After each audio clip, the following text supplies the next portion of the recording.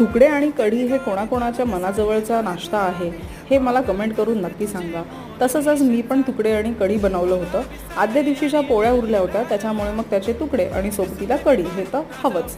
तर कढीसाठी मी दह्यामध्ये थोडं बेसन मिक्स केलं, मीठ टाकून ते छान घट्टसर असं ठेवलं आणि फोडणीमध्ये हिरवी मिरची, गोडलिंब आणि हिंग हे छान असं मस्त कडक फोडणी बनवून कढी फोडणीला टाकली.